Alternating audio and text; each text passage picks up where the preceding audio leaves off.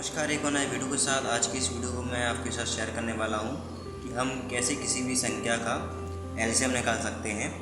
ये इस प्रकार के समीकरण हमें देखने को मिलते हैं सवालों में, बड़े बड़े सवालों में, जब हम बड़े क्वेश्चन सॉल्व करते हैं मान करके, ठीक है, एक्स मान करके या 2x मान करके। तो ये तो हम कुछ संख्याएँ हैं जैसे यहाँ पर लिखी हुई हैं, इसको हम एलसीएम निकाल सकते हैं इन संख्याओं का।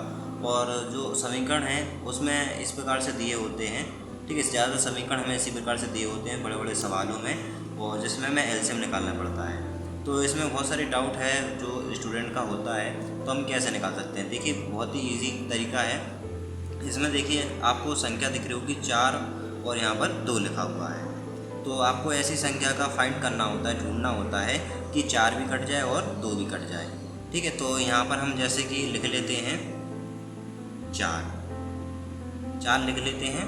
तो इससे आपको समझ चुके होंगे कि इससे 4 का भी भाग चला जाएगा और 2 का भी भाग चला जाएगा आसानी से, ठीक है। तो 4 का इसका हम भाग करेंगे तो 4 एक बार में कट जाएगा और 1 का गुणा कर देंगे 3 में, तो यहाँ पर 3 आ गया प्लस में, और यहाँ पर है 2 का हम इसमें भाग करेंगे तो 2 एकम 2, 2 दूनी 4, 2 बार भाग चला गया तो 2 का हम गुणा कर देंगे 1 में, 2 एकम 2, ठीक है। तो यहाँ पर हो जाएगा 3 और 2 5 और बटे में 4, ठीक है। तो ये इस प्रकार से हमें संख्या प्राप्त हो गई। वो जो आगे का यहाँ पर लिखा होती है संख्या, उसको हम लिख देते हैं, या जितनी भी संख्या लिखी हो, 12 लिखी हो या 3 लिखी हो, तो इस प्रकार से हम निकाल सकते हैं। फिर दूसरा कुछ इस प्रकार से आ जाता है। तो इसमें जैसे कि 8 लिखा है, 4 लिखा है और 16 लिखा है, ठीक है। तो हमें ऐसी संख्या फाइंड करना है जिससे कि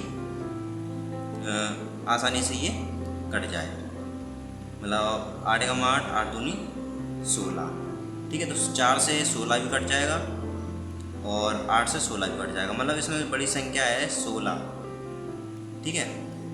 बड़ी संख्या से मतलब नहीं होता, मतलब ऐसा रहता है कि संख्या ऐसी हमें फाइंड करना होता है, मतलब कि ये कट जाए। तो 8 का इसमें भाग कर देंगे तो हो जाएगा 8 एकम 8, 8 दूनी 16, 2 बार भाग चला गया, और 2 का हम इसमें जो प्लस कर देंगे 12 में, गुणा कर देंगे सॉरी, तो यहाँ पर हो जाएगा 12 एकम 12, 12 दूनी 24 प्लस 4 का यहाँ पर हम भाग दे देंगे 16 में, तो 4 बार कट जाएगा, 4 एकम 4, 4 4 12 4 चौके 16, और 4 का हम गुणा कर देंगे 1 में, तो हो जाएगा 4 एकम 4 प्लस, और 16 का अगर हम भाग देंगे तो 1 बढ़ जाएगा, और 1 का गुणा कर देंगे 12 में तो 12 आ जाएगा, ठीक है। इसी प्रकार से हम इनको प्लस कर देंगे और यहाँ पर ये संख्या में प्राप्त हो जाएगी, ठीक है। और फिर इसको हम भाग काट देंगे, जो भी हमें संख्या यहाँ पर प्राप्त होगी। और यहाँ पर एक भी डाउट और आ जाता है, जैसे कि अगर आपको पता नहीं चल रहा है कि इसमें से कौन सी संख्या निकल पाएगी,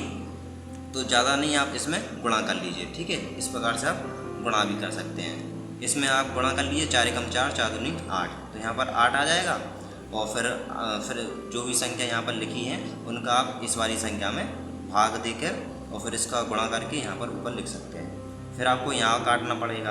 अगर हम यहाँ पर कैलकुलेशन कर लेते हैं तो फिर यहाँ हमें करने की आवश्यकता इतनी नहीं होती है, ठीक है। तो यदि आप ऐसे करना चाहें, गुणा करके यहाँ पर एलसीएम निकालना चाहें, लिख सकते हैं संख्या को, और वैसे आप ऐसे भी कर सकते हैं जो मैंने आपको बताया। अब ऐसे आ जाता है तो इसको हम कैसे करेंगे।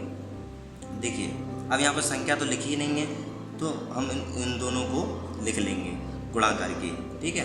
तो गुणा करके हम इन दोनों को कैसे लिख सकते हैं, x ब्रैकेट में x प्लस में 4। तो ये जो एक साइन होता है ब्रैकेट, तो ये एक प्रकार से गुणे का ही साइन है, मतलब कि अगर हम इनको कैलकुलेशन करेंगे तो हम गुणा करके ही लिखेंगे इन दोनों को, ठीक है। तो अब इसका हम भाग दे देते हैं, तो x से तो ये कट जाएगा x, और ये बचेगा, इसका हम गुणा कर देंगे 1 में, तो हो जाएगा x प्लस में 4 प्लस, और इसका अब इसमें हम भाग दे देंगे तो ये तो पूरा कट जाएगा, केवल ये बचेगा, तो इसका हम गुणा कर देंगे 2 में, तो हो जाएगा 2x। अब इनको हम प्लस करके लिख देंगे और यहाँ पर हम इसको गुणा करके लिख देंगे, ठीक है। तो ये आंसर आ जाएगा।